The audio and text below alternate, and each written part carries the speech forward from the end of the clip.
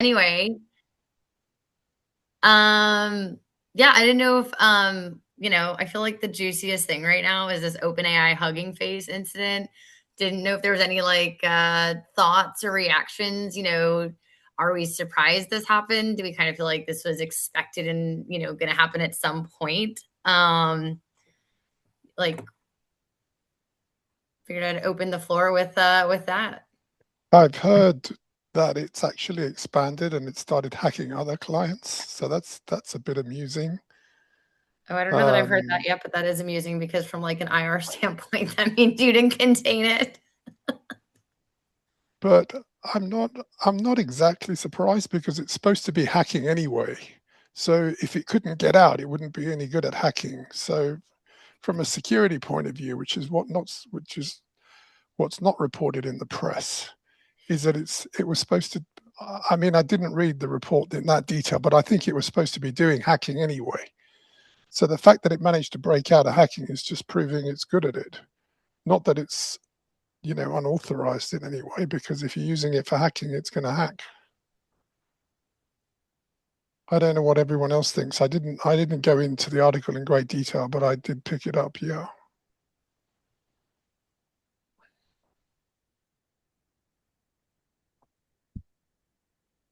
I think it's like Anyone else? trying to invent a new virus without a clean room. The company's smart enough to know how to sanitize their rooms properly, and they can do so with a more guarded model that'll limit its inventiveness. I was I was leaning towards the idea that there was a little bit of marketing pizzazz to this. Um, I don't know how much of it is accidental and how much of it isn't, but a clean room's a clean room. These are all very smart people. I'm curious to know what anyone thinks about the fact that there was hardware there capable of being hacked into in the first place. I mean, yes and no. There's two sides to every coin. It's supposed to be a clean room, but at the end of the day, it's software. It's software-defined networks, and there are ways around software. If you can, no matter how much you can lock up software, you can always find a way around software. At the end of the day, it's software. The only Mhm. real security is physical security. That's 100% security. And I, I'm, I hear the suggestions that it was a marketing thing, but I also hear that Hugging Face had to rebuild a third of all their servers. So they did a lot of damage. So if it was a marketing thing, it was pretty dangerous and pretty destructive. The Cloud Security Alliance had the CISO huddle a few days ago, and they had Hugging Face on the call. And what surprised me was Hugging Face is part of the Anthropic cybersecurity program. And when they saw the attack happening, they were trying to identify all the events and incidents, right? And they use Anthropic to see if where the attacks are coming from, and they're trying to do forensics. They're trying to do response real time, and Anthropic didn't allow them because it had the guardrails. And they tried ChatGPT as well, and it also had guardrails, seeing that the events was cybersecurity related. What surprised me was they use the Chinese GLM, open weighted open source LLM, to actually find out what's happening, and they brought a agentic AI infrastructure just to detect it, right? And one of the CISOs asked them, if this attack happened to us, what would be your suggestion? And surprisingly, what they said was, use Kimi 3, put it in the cloud, put agentic on it, to try to detect it. So that's what surprised me the most. And I think the CSA came up with their report after that huddle. So they sent it out. If anybody's interested, I could send the link. Well, why didn't they just ask their own model? How did it break into Hugging Face? By the way, Paul has his hand up, and I don't know, Paul, if you just want to come off mute and also jump in. My my take on this is different. I'm not as much interested in the nuts and the bolts of what happened. But anytime there's a widespread trigger event, and I'm going back to the Morris worm because I remember that. We all, those of us who had internet access, all heard about that. It's usually unpredictable right after the event to know what the second and third order effects were. In the case of the Morris worm, that triggered Gene Spafford to and other folks to set up the first CERT, for instance. Also triggered Gene to start Sirius a couple of years later at Purdue. And so what I look for here is you never let a good event go to waste to try to drive these second and third order effects, just like the Morris worm. So in other words, look forward rather than backwards to look at what kind of infrastructures and what kind of mechanisms are necessary. This is going to happen again. I mean, this isn't a one-off, for Christ's sakes. And to the extent, to that end, ask yourself what organizations either exist now or need to be brought up or need to be expanded to accommodate this. Now, Altman is in DC right now talking to at least the Senate and the White House to give some kind of a spin, but I'd like to see other people engage in the conversation as well, not just people who are the direct participants here. So that's my contribution. Yeah, I think that brings up a good point. I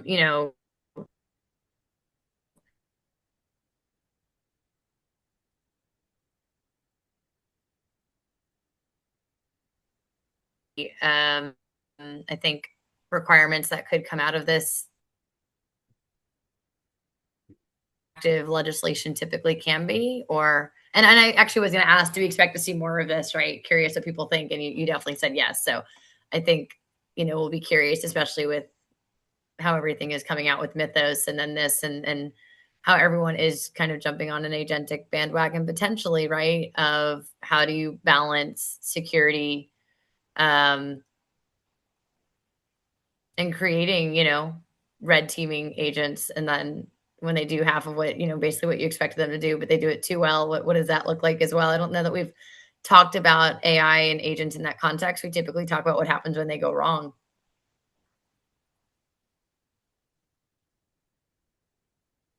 Anybody else have any insights? Quiet group. Well, ultimately, they're going to have to come up with two-tier subscriptions. They're going to have a subscription which is public and another one which is corporate. And they can't really release this kind of stuff into the public arena if it can do this kind of damage. And they're going to keep making it better. So they're going to have to come up with some sort of compromise.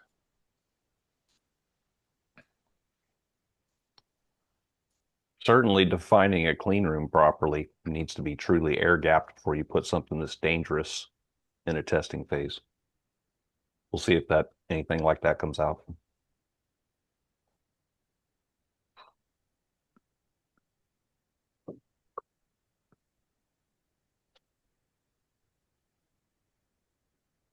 No, I'd agree. I mean, I'm quite surprised, that this hasn't been air gapped, but I'm not surprised. Running an air gap network is tough. It does create a lot of additional chores. It also requires people to have a physical presence, at the site. And I'm not surprised that given that this platform has had tremendous success in identifying vulnerabilities and exploiting them in the past. I'm surprised on several levels. Put it that way. So what? How I Yeah, what are you most surprised about? I'm most surprised that, given the fact that they've used this in a security sense, to hack out, and they're running a security, item. I think it's a little bit lazy, to try to work remotely and allow this to not be an air gap network. I've worked in true air gapped environments where stuff is sneaker net. It just doesn't appear that they've set up their sandbox. I think they set up their sandbox for workflow, not paid as much to security. I think part of the question then is, is the headline because this was a test environment and it broke out of, this test environment? Or is the headline that, it found this Hugging Face like 0 day, right? And if this had been a person, would the reaction, if this had been some hacker or even bug bounty, right, wouldn't the reaction be so much more different? And, would that change how we look at it? Would that change how we're reacting? And is that worth exploring? Right? I think it's 2 + 1. The first part made the second part more important. So if this was an attack group, out of Russia, North Korea, wherever, that did the vulnerability would make the headlines for, a week. But because it was an AI that broke out of a container that, had access to a 0 day or discovered a 0 day on its own, I think that's the accelerant, on why this is getting so much attention. So is it that we need to reset our expectations when we do these things? I mean, should we just not be surprised by these? I think anybody that does what we do for a living should reset our expectations. We've already seen, with what's coming out of Mythos, and people are at the early days of this. I've been doing this for over 30 years, so everything that's old comes around as new again. And this time it's got a scary face called AI, which a lot of, folks that are not in our industry don't understand completely. They're afraid of it. There's a lot of fear of AI. And there's just so much news around AI. This morning, I was reading about, in my local community threads, somebody was talking about bringing in the little mini nukes to build and support data centers. And then immediately the first thing is everybody's piling on, we don't need AI. I live in a university town. Minute you hear something around data center, immediately goes to AI, and then the AI is bad is the more common reaction in communities, so I think that's why this gets so much, news, so many news cycles, so much attention. Oh, Chris, were you gonna say something? Otherwise, I know Paul also has his hand up again. Oh, Chris, I think you're on mute.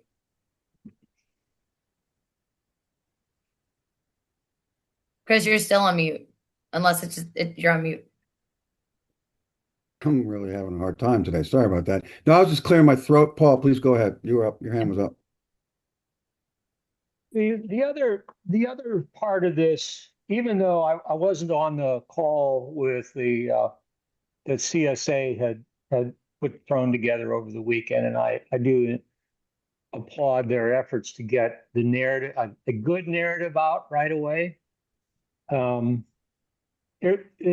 It still bothers me that the two players here get to express, and apparently they were very open in what they knew at that particular time. But you can't help but realize that they're not going to be independent, and they aren't going to be necessarily objective. And this is what I point to is and I'm getting some resistance here, is the equivalent of an NTSB. Because when planes fall out of the sky, ships sink, and planes derail, or trains derail, you don't bring in, a airline mechanic or a engineer or a sailor to do the analysis. You bring in a mixture of experts who go through a rigorous process and run everything to ground. And I would suggest that in this case, if you're willing to do that, which I don't think anybody is at this time, you're going to find that there were some management decisions made somewhere along the line which contributed to the control failures. But nobody in those companies are going to admit to that because they may be the people on the line trying to spin the narrative.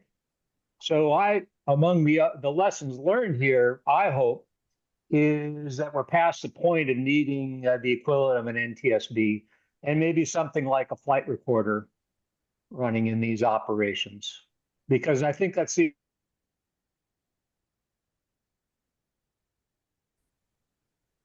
Uh-oh, did we lose Paul? Oop, Paul, you cut out. I don't know if it's just me, but you cut out at the end of your last sentence.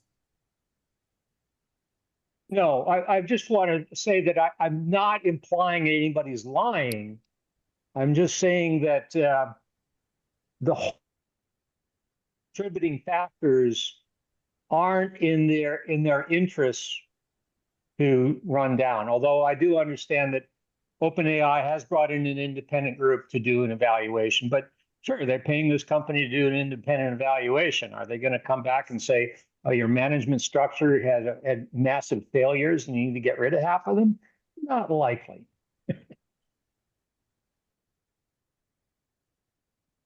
Yeah, I think if you got a 4-lane road and a car hits another car because there was no stop sign, you don't investigate why the car didn't stop naturally and knew it should have. You ask the municipality why it hasn't put a stop sign in place.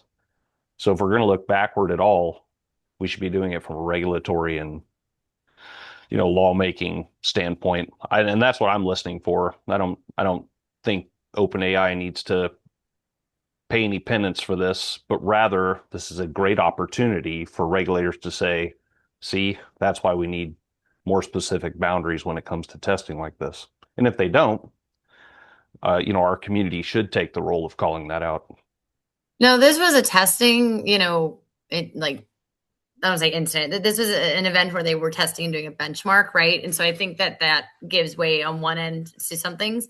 But what I'm coming back to, or starting to think from what I've heard from Mark and Paul and Brian and I think, and even Emilio, excuse me, is it makes me wonder, how is this different from either a software supply chain issue, right? Or more so third party, right? Like, I think this could be the initiation for, if this was malicious and this was more intentional, it was clearly very easy to do, right? And so how would that, and, there's a great point in the chat from Alberto that, it was originally, OpenAI was benchmarking a something called exploit gem.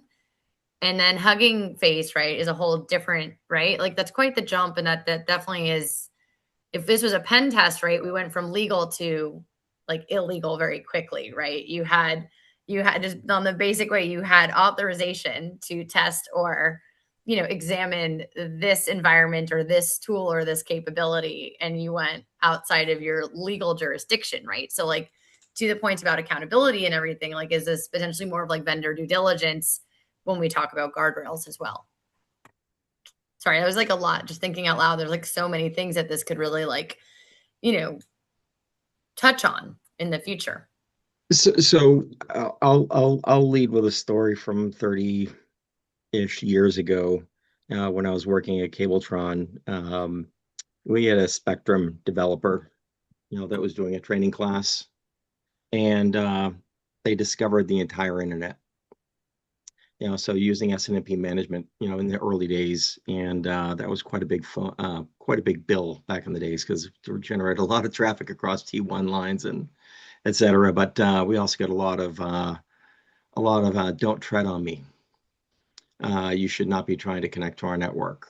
And that's, you do see that. You don't see it as common these days. There's a lot of guardrails on platforms to prevent that. But that if you're not working in a disconnected environment, a lab environment, or you don't have the proper controls at your perimeter. I mean, yeah, my job for many years was going in and looking at control frameworks to make sure that things couldn't attack other things, or things couldn't, inside or outside. That's where a lot of my background is from, analyzing network, frameworks, control frameworks. And, I do like the NTSB idea. I think that's fantastic, because I don't think you can trust anybody implicitly. Even if there was no bias, any report that's generated by the actor is going to be seen with bias. I mean, the bias is, you're not going to escape bias unless it's truly independent. So figured I'd just share that old thing. Yeah, innocent mistakes can happen, but we've got decades of learning that we've applied to that. And then, the NTSB is great. Anything coming from a vendor, or any of the actors, I should say, would not escape bias.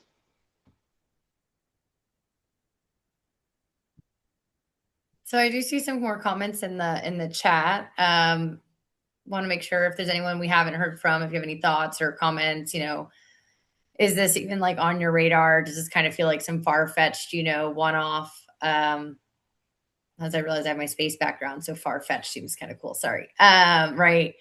Is there anything that we need in order to really take this and apply it to anything we're doing in our environments? Is there any takeaways that are really realistically applicable?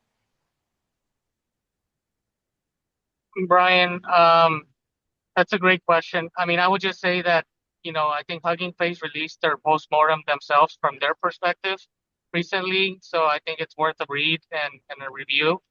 But it was interesting to see their perspective from their side as they got wind of the model, hitting their environment, right? So it took a different lens, and but you could tell that they definitely worked really closely with OpenAI as they built the reporting after action review and all that for everyone else to kind of be transparent from that perspective.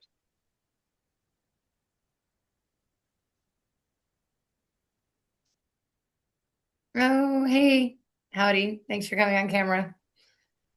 So, got some strong Texas presence here. Well, we're about to be halfway, so I don't know if there's really anything else to talk about on the Hugging and Face and OpenAI thing.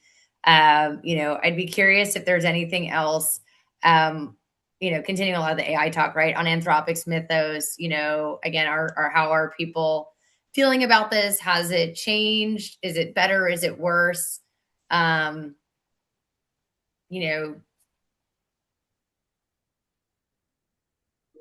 Is there anything different that we can kind of extrapolate or feel from on Mythos? Is that still, a topic and concern?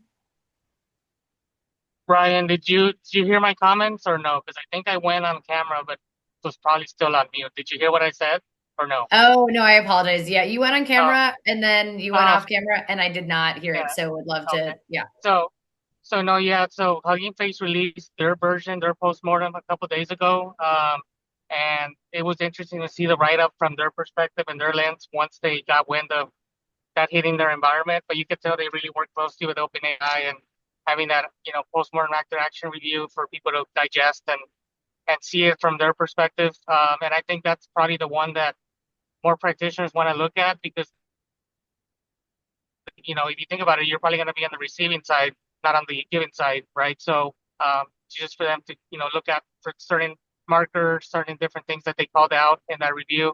I can share the link. I think the same people that did the CSA report that was shared earlier sent that out as well in their socials so people can review and read up on.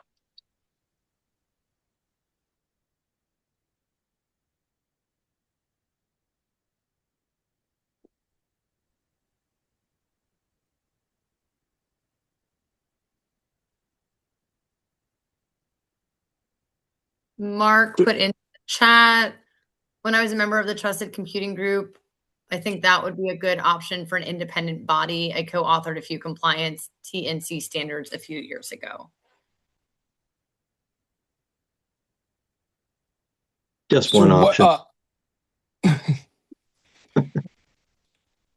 Well, maybe I'm being a little Pollyanna here, but somebody brought up the Morris worm at the very beginning, and that really drove the need for kind of that incident response coordination.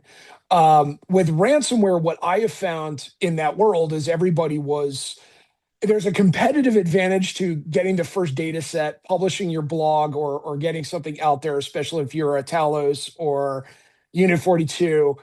So there was this almost competitive nature. I think what this may do is drive that we need to have a kind of whole force, everybody, at the organizational level, at the consulting level, are really going to have to start sharing information because of it's not necessarily a sophistication, it's the velocity of these attacks. Is that if you have an LLM out there that's literally able to do this in seconds versus days or hours, we don't have time to block and tackle. It's literally, Unit 42 is telling us that this is happening. We need to get on this and start doing something right now. So I'm hopeful that that kind of thought process will permeate everybody in the IR side of the house. But shouldn't it permeate also the other like domains in cybersecurity? Oh, I just realized my video went off as well. Shouldn't it also, if anything, more so potentially, like I said, vendor risk management, or we're talking about governance? Oh, okay. I think from an immediacy, it's interesting when Hugging Face comes out, and of course I get the calls being on kind of the IR side as well. Are we ready for this? And I'm like, no. So what do you want us to do? I mean, it's more just paying attention and go, okay, and there may be more drastic measures that need to be taken, as well as our old methodology of containing. You brought up containment before.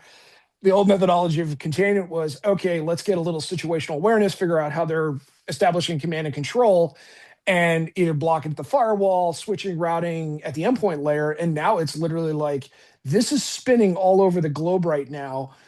Do we want to remove ourselves off of, get a self-imposed downtime to get some situational awareness, because we don't have that visibility right now because of the velocity and kind of unknown nature. So it's very much like a human virus that if it escapes, the CDC or Fort Detrick, do we have to go into this kind of lockdown mode for at least a portion of our time?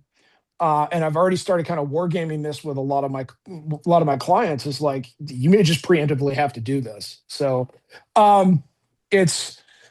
it's presenting a lot of challenges because the old model, kind of we're still functioning in this ransomware model versus now speed of attack is seconds. And that's still, we're still trying to catch up to that, at least get decision makers to understand the severity of something like this. So maybe I hate to use a crisis in this fashion, but maybe this is going to wake some individuals up to how drastic and how some of these decisions, we can't spend 45 minutes having a discussion while this is happening.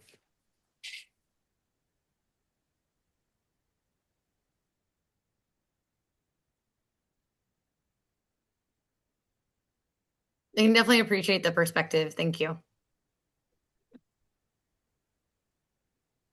Anybody else? I feel like it's a little bit quiet. Is everyone just like, I feel like everyone should be more excited. It's about to be Black Hat, DEF CON. We can only imagine what's going to come out. Obviously these are like super, especially this Hugging Face. No one knew that was coming, but we've known Mythos is coming, right? Was it Project Glasswing came out, I think, right around after RSA, right? And so curious to see how the industry will be reacting and what tools, technologies, processes, people will be trying to be toting, in different, whether B-sides or DEF CON or other, even the AI4, right? So many different forums.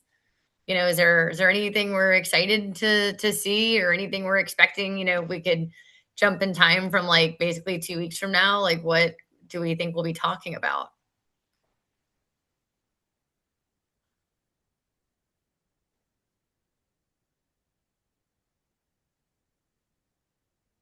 Does anybody have a vendor bingo card for Walking Black Hat yet?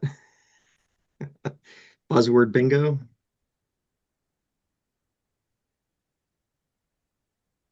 Why do you have one? Are you giving them out? No, no, I did that years ago. I want to say 2012 when I was walking RSA, and I hit buzzword bingo by the second row that I was walking. It just too easy. I will say I had some fun walking the floor last year, so I can definitely appreciate seeing what's out there, and then also appreciating how some of the different organizations, have evolved. It's kind of funny to look like a year or two ago, there were certain startups that then like 6 months later, they went from like doing GRC to IR or something. And it was like, you're having an identity crisis. So it is kind of exciting to also see which ones are, strong and still here and seeing the momentum, or which ones are kind of also getting, bought or combining forces, right, with some of the bigger, more established companies. Yeah, I think the big news, I think this one will be the announcement, the recent announcement of Glow, and Yeah, what they're that bringing one's to been the a big market. one. Yeah, they entered in with unicorn status coming out of stealth mode. So, my job these days is working with these startups. So I'm helping about 34 startups at the moment, go to market. And every single one of them has been morphing over the last 18 months. And to your point, Ryan, it's very interesting to see how they recenter and change their focus point. Yeah, we'll get to move quicker than ever. I like how you use the word morphing. I'm gonna borrow that. So We could also pull out transmogrify, but I don't know if that's it's an old favorite. that's a good one. That should be a new password. Joking. Since we're on the back on the black hat thing, um I don't know if it was put here, but I am sharing the Luma for the Tuskira events if you haven't seen that already, and if you will be in town, since I am very excited to go back and see the team and hang out with the gang for sure, and or get to meet other council members. So always a good time, always a good conversation in person, and always a little bit better with some wine, I think. Haha. So okay, We also well, have, Brian, I oh, just you want to want add, to we also have a breakfast with Cassandra, who's part of the AISC. So if anyone wants to go there, Oh, is there a both link that provide. we can put in the chat? Yes, we can. Oh, goody. Let me go ahead and add this in. So if anyone's going, more than welcome to. Where is the chat? All right. Is there anything else that's on people's mind? Anything like kind of reactions? I always really love these security council member monthly office hours, because I feel like sometimes I'm hearing about something that hasn't been on my radar yet, or we're going into a deeper level. I sometimes feel both like excitingly terrified and motivated and inspired. So I don't know if anyone else always feels that way, but always curious to see how people like, right? I think the beauty is we sometimes talk about what we're really doing and how we're going about this, whether it's from an AI governance perspective, whether it's from a tooling perspective, or, getting to lightly air some of our trials and tribulations. I think what's also exciting is even a year ago when some of these conversations happened, some of the conversation was like, well, we're starting to look into AI. And now I think some of the conversations are more of like, oh, this is how we're experimenting with agents, and this is where again we're seeing success or we're seeing more risk, right? And how do we go about that? So not sure where everyone is between that spectrum.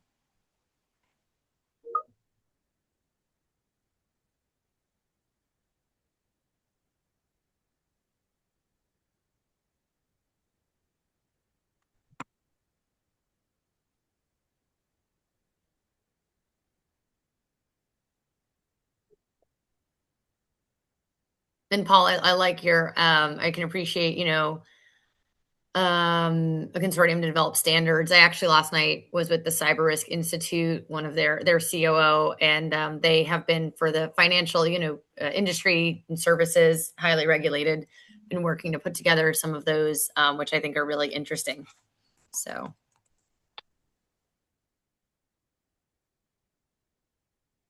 I mean, it's more of a framework, but.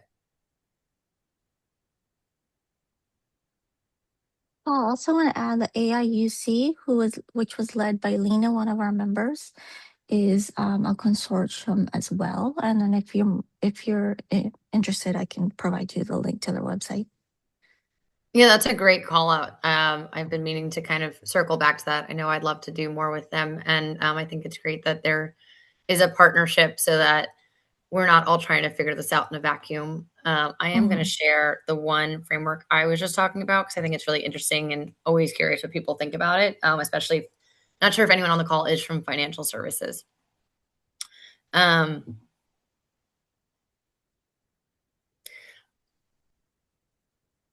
I know guys are really quiet, so I know, Mark, I see you laughing, and I do love seeing like faces. Yeah, it's just the everybody quiet. I mean, sometimes it's difficult to get the group motivated. No, I feel the pain. Quick question. I'll just throw it out there. How many folks have incorporated AI acceptable use policies into their corporate governance? Have you participated in it? I'm working with a small federal contractor or subco, and they're just dipping their toe into the AI waters. And we had a very good meeting last week. And the first part was, document classification. Let's not throw everything into the AI. Let's know what you're putting in the AI and what's the purpose of putting it in the AI. And a lot of the common project failures were already imminent. So I said, let's start off with let's start off with an acceptable use policy for AI. Let's go from there. People, process, technology. Technology should be the third on that list, but they're jumping right into technology. I would almost argue that, of course, to do that, you should probably define what's not acceptable and start there, right? And then process of elimination until you're like, okay. And then, of course, it depends on what you have in your stack. If you're using, an enterprise Claude or Copilot, or, I think I even heard some people using, if they're more of a Google shop, Gemini, and then, figure out what's allowed for, people to use like one-off. And I think we had a great conversation. Maybe 3 months ago on one of these monthlies about, shadow AI to that point, Mark. So I definitely appreciate starting with even just like, to your point, that process of what's allowed and what's not allowed, and really what dictates that from whether it's compliance and or risk, and, figure out, well, what's worth the risk, but what also could enable production or productivity, excuse me.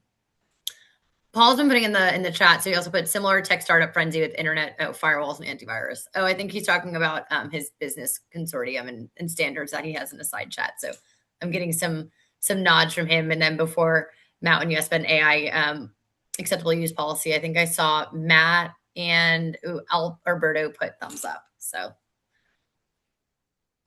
this is Chris. We've got the challenges in healthcare where,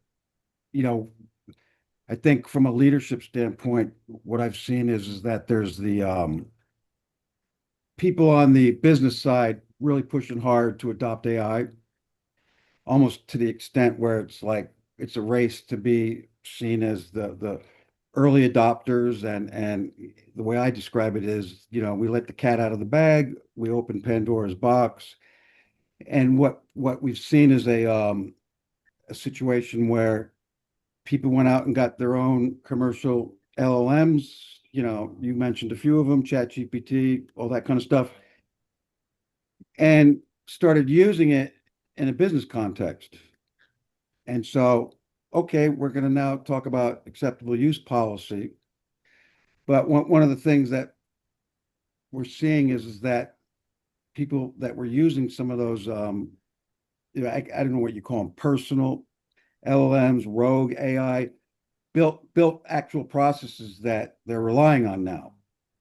And so what we're seeing is the need to kind of pull things back to say, you know what, I know that you were encouraged to use this stuff, but this could cause problems, from a variety of different reasons. And as I'm in cyber defense, and it's like now we're looking at, using our tools, who's using the personal LLMs, and we're getting ready to shut all that down because the PHI, all that kind of stuff comes into play. And what my message today is that it's just kind of a human thing where we're pushing AI to the extent that I feel like we have a lot of people using AI that aren't qualified to use AI safely. And I'm surprised that we're not seeing more of what we saw with this recent incident we've been talking about. And my concern is it going to just continue to go on like it is? The example I shared with the team not too long ago, it feels like the gold rush. When everyone in the 1800s were racing to California for the gold rush. And what people don't remember is a lot of people lost their lives in that journey. And it's kind of the same thing. I feel like we've got people in healthcare and other environments where they're pushing for AI adoption, and the problem is the guardrails aren't in place to do it safely. And I've seen this to where it's like, how many times we got to learn this lesson? Are we waiting for a true disaster, or are people going to take the humming face thing and take it to heart? And hey, let's, like someone said earlier, let's slow down, let's take a pause and put the right guardrails in place and then re-engage. And as an industry, I just don't think we have the wherewithal to do that. I bet you go out to DEF CON and all that, and you're going to have the salespeople pushing. I was at a dinner last night with Palo Alto, who is Unit 42, and the salesperson that I'm working with, he says their AI retainers, or their retainers to do incident response, has gone through the roof in the last 6 months. Like people are scared about how this could play out, and so they're getting their ducks in a row, and Unit 42 is winning business like crazy. And I think that's the right thing to do. But from a business side, someone said this to me yesterday, that someone they were working with said, "Hey man, that's security's problem. I'm not worried about that." And so they're pushing the AI, and with people like that's security's problem. And when people think like that, that's a equation for something good, something bad to happen. I think I know I'm going on here a little bit, but I think one solution is, at this point in time, everybody in corporate America or in some kind of business today should have some aspect of security in their job description.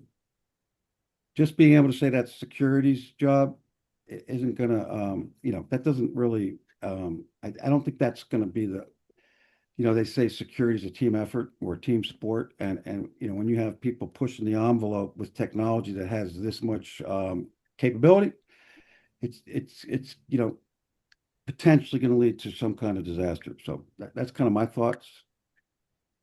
No, I love it, and I appreciate it, for whatever it's worth. And I've said this a few times before, on different meetings, but I actually intentionally decided to study disaster management. And it's a little bit of a different response framework than incident response in cybersecurity, because the way that, like, one of the biggest things was the problem after an incident, and we're thinking more like hurricanes, earthquakes, wildfires, or unfortunately terrorism, or something of the sort, right in the middle, like man-made or something, right? We rushed to build back what we had, and with doing that, you also build back the problems that existed, and essentially you're re-enabling like old infrastructure or problematic, like, right? And so it's very hard to, like, especially if you're going to get somehow funds, whether insurance or wherever, right? To, you should build and invest into a better, right, and to a better state, right? So like Hurricane Maria with Puerto Rico, they're looking at, well, they didn't have great, like, a lot of people don't realize that the electrical infrastructure was not really great. And then Maria really came and just hit what was already weak and not working great. And so they really are working to, they've been putting in microgrids, if you're familiar with any of this, Yeah. So that like if one goes down, it doesn't impact the entire island, and it makes it easier. So if you have like shorter transmission lines, right? Like their main transmission line across the island had been down. And so now if there's smaller ones, it's easier, quicker, faster, cheaper to repair. And there's a better way of sharing backups. So not every, you don't need as many backups in a way, because hopefully not all microgrids will need them. I think at once, if one just happens to go down, whether for maintenance or et cetera, right, it enables better containment and segregation. It kind of maps to internet and Wi-Fi and stuff that we do, kind of how we think of our network and segregation. But yeah, I don't know that we really stop and say how to build better, which was a really great concept that came out of all of that. So I can really appreciate what you're talking about, and also hitting on the physical disasters or the physical impacts. Yeah, just look at the situation with tokens. So we push everyone to use AI, and then all of a sudden people got the bill and were shocked at how expensive AI is. And if they didn't know how expensive AI was to start, why should I have any trust that they actually know how to use it? Because fundamentally, they weren't even aware that it was going to cost this much. And it's the same thing. They're now having to pull back, like who really in the company is going to be allowed to use AI because it's really expensive. And the fact that they weren't aware that it would be that expensive is just an indicator that, you know what, we may not be as knowledgeable about this technology as we think we are, and we should proceed with caution.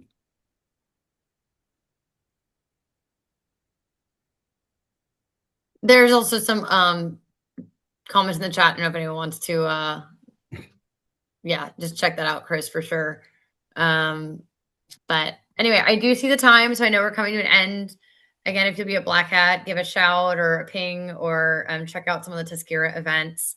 Definitely cooler to meet and debate or problem solve, or just have good, networking candor and stuff.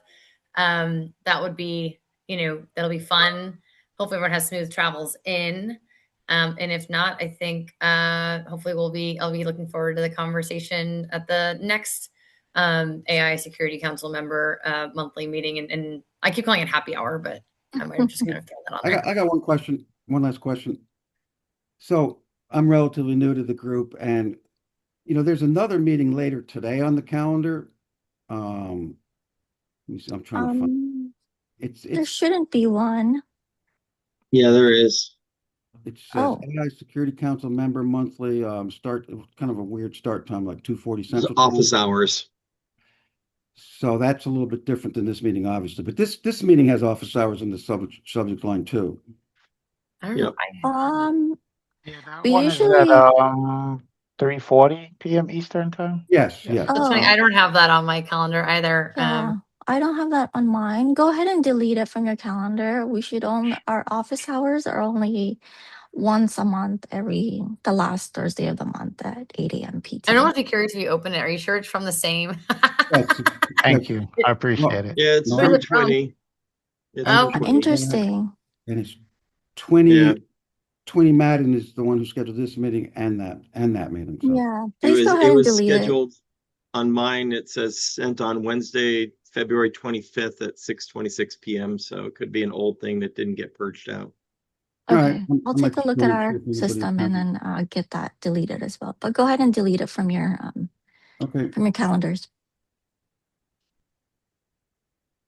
Thanks, Chris. that was a great call out. And yeah, and if you're new, right, I guess another like housekeeping thing is, if you haven't already, right, make sure you're in the Slack channel. That kind of ebbs and flows, but can be a great way to kind of communicate in between or share, things like the Hugging Face article and start conversations there. What? I don't know if I have that. Could you throw that in the chat, or is that? Twinnie, is that something you can either throw in the chat or email after? The Hugging Face incident, or No, the Slack channel invite. Yes, I can do that. Yeah. So I think that's been a really cool place to talk and, meet people. And I can speak even from experience, when my role was cut a few months ago at somewhere else, there were definitely some really great people within the council that I don't know that I would have met otherwise, at least, give or take in the time. So it's a really great way to meet people and talk about when, if Tuskira is coming to town, what they're doing, what they're working on. So yeah, would definitely, if you And I'll actually, Twinny, I don't know if you know this. God, I hated Slack a year ago, and I was like, no, please not Slack. And then it seems like everyone had a Slack channel, so the link is in the chat now. So, I've gotten over my. I feel like people who love or hate Slack, and it just was like to me one more thing. It's like, oh, people have a Discord channel. Oh, they have a Slack. Oh, we have a Signal. Oh, now there's a WhatsApp group or 10 groups. Oh, and I'm like, oh, well, and I see Mark laughing. I'm like, oh, and there's the LinkedIn thing, and there's a scene. I always joke. It's like, what is it? He's just not that into you. And at one point, Drew Barrymore's character, I don't really care for the whole movie. It's just one scene's amazing. It lives in my head forever. And she's like, oh my gosh, I have to check my voicemail and my text message and my email and, snail mail and something else and or my beeper just to find out 7 ways he's rejected me or hasn't called me back. And I don't know about anybody else, but I have at least, like, at this point, I don't even know, 10 email addresses. Gosh, I don't want them. Please take them away. It's a crime at this point to have as many email addresses and like 10 different Slack like instances and accounts and whatever. And, then I have my team chat for this. For those who don't know, I'm also an adjunct at Harvard. So that's going to like start up a whole bunch of stuff soon. And, I am actually doing my own program at NYU. So like, that's a whole other like bubble. And I have like 5 other things, right, that I'm doing. And I have another startup I'm involved in a little bit as an advisor. And I'm like, just make it all stop. Please do not give me one more thing. But I will endorse that this channel has been worthwhile. And, it took me more to be like, okay, I really should make sure I get this on my phone. Not that I need another 1,000 alerts, but this one I would endorse. So take that for what you will. I'm glad that could be a little entertaining. And again, thanks everybody. I think we're good to drop the call. And if you have anything exciting or you want to share, go into the Slack channel. Please share, introduce yourself, check it out. Also I'll share my thing if you haven't already. I'm always happy to connect and just get to know everybody, but that's my LinkedIn, and it's been fun talking to you guys and really kind of dissecting the Hugging Face and OpenAI thing and just really seeing how everyone else is thinking about it. So cheers. Cheers. Thanks, Ryan. Thanks, everyone. Wow. Thanks, Bye. everyone. All right, bye-bye.